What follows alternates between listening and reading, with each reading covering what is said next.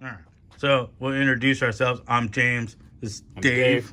So we're gonna start something here. I get a lot of questions regarding cars and stuff around the shop, things we work on. So I'm gonna start a little series on the YouTube. You'll see these pop up occasionally. We're gonna do essentially a rig walk around. So this is my new Trail Runner, brand new from Element RC. These are what, only a few months old? Not even that. Like a month, couple weeks. Month old, few weeks old. Either way, we don't waste much time modifying things around here and coming up with new ideas and such. So we'll go over some details here. Dave has one. It's still stock. It's actually been running really well.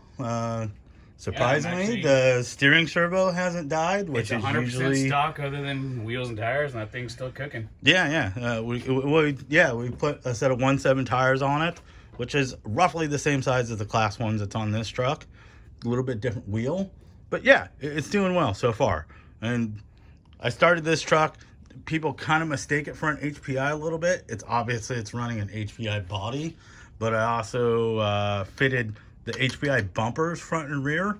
But we're still using a lot of the Trail Runner accessories. So we put the snorkel on here from the Trail Runner. Still running the rock sliders from the Trail Runner. I put little things like I use the I don't know if you can see it down in here, the little windshield wiper, rear wiper piece off of the Trail Runner. We put a cool tire cover on, a little Toyota tire cover. It's got a set of, we can flip it around. I don't know, maybe Dave can do that.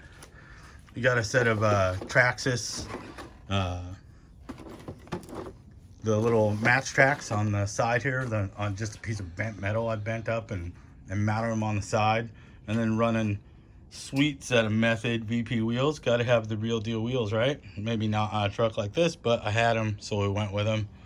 And then yeah, the mirrors are the stock HPI mirrors.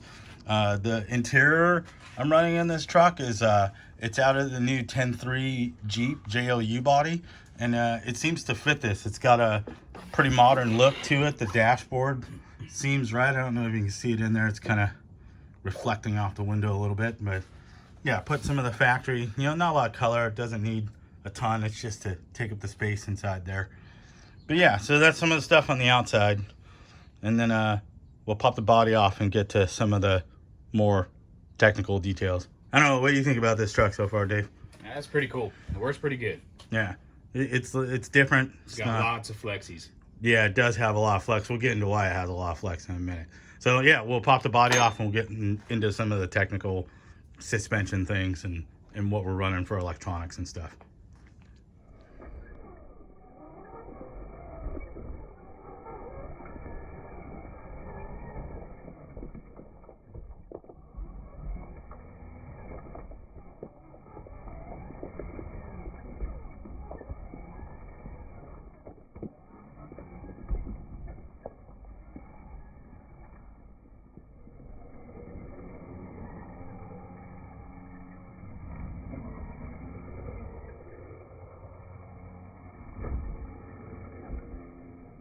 Alright, so we got the body popped off this thing. We're going to start here in the front end.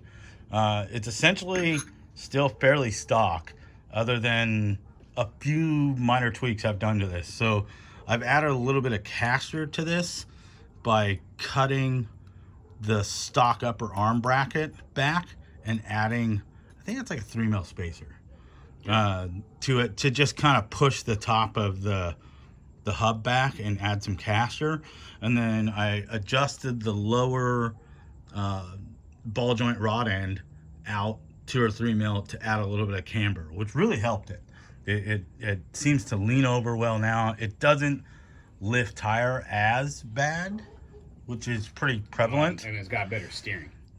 The steering under power though. Yeah, under power. It's just more consistent. The amount of steering is still the same. I haven't modified that at all. But yeah, it is more consistent. The way it uses the steering. Yeah. And then for our steering servo in this, we're running a 950. It's a high tech. I'm running a Mamba X ESC, and the BEC is set at 7.4 volts. So it gives the plenty of steering power. Knuckles might be a concern later, but they haven't broke yet, so they'll be okay. And then, like I said, we're still running Trail Runner sliders stock receiver box. I'm running a 3800 kV Castle slate motor, which is probably a bit much, but you know, That's what was laying around. it's what was laying around. So, but here's where things start to get interesting. There is a new kit out now that does this kind of the same thing as what I've done. And I know, Dave, you just ordered the parts to do this. So this isn't perfect, but I basically built my own trailing arm kit for this car. It's running an Anti-Rock VP sway bar. I used a set of Samex shock towers and kind of made a set of shock keys to get the shocks where I wanted them to sit after I mounted the trailing arms. So because my trailing arms, I don't know if you can hold this up here, Dave. The trailing arms are mounted on the same upper plane as the upper links. So this truck actually has a lot of anti-squat, which is not totally optimal, but there's quite a bit of weight in putting the spare tire and the bumper on the back kind of get some weight behind the rear axle, which is really what a trailing arm setup needs. And then we've changed the spring rate. These are a set of the Associated Blue Springs. They're like a medium stiffness over what's stock. It's what you would buy for the front of your RC10 or, you know, T4 or buggy. It's basically that spring, because the factory spring isn't enough to hold up the truck really when you move the shock this far forward. So a little bit of shock tuning there. Other than that, the shock oil is all stock. Valving stock, haven't changed anything there. But yeah, this is a little bit interesting kit. There is a guy out there, I forget the name, I'll try and add a link or something to the guy that makes one. The arms that I'm using are off of a Twin Hammers. It's a Losi car that was built a few years ago. Viterra. Yeah, Viterra. Yeah, Losi, Viterra, all the same kind of balloon. Yeah. Yeah. But these are Twin Hammers arms. These are from VP. Blue Monkey RC used to do a set of arms for this truck. And maybe, yeah, I mean, you could even do it with stock plastic arms if you can find them. I don't know. But these are the ones I had laying around, so they seem to work. I did get quite a bit more center clearance in this area, even from the stock links that used to hang down, you know, lower. So breakover on this isn't terribly bad. And yeah, a little bit of tuning. I'm not expecting this truck to climb big lines. It's just a really cool trail truck that's a little bit different. Going to add some rock lights to this and a light kit to the body. That's probably about it. I may add a winch to it, a servo winch. Yeah, just for kind of scale fun. Yeah. But yeah, so that's a little rig walk around on this rig. We're going to do some more of these. We get a bunch of questions. You know, what's on this, what's on where, how do I do this? So yeah, we're just doing a little series. It's be on my YouTube channel. We'll link it. We'll put it on a couple pages. And yeah, thanks. What do you think, Dave? That's a good one. Yeah, it's a good one. It's a fun one. You know, little tire life, right? Yeah. You know, Small tire lives matter. Yeah. Mostly we big like you know, build big tire stuff. But yeah, we figured we'd try out some small tire stuff. Class 1, I think, is like about as small as I want to go. I don't know. There's a bunch of new 3.8 155 tires that are out, and I don't know how I feel about That's it. gonna be too small. I think they're too small.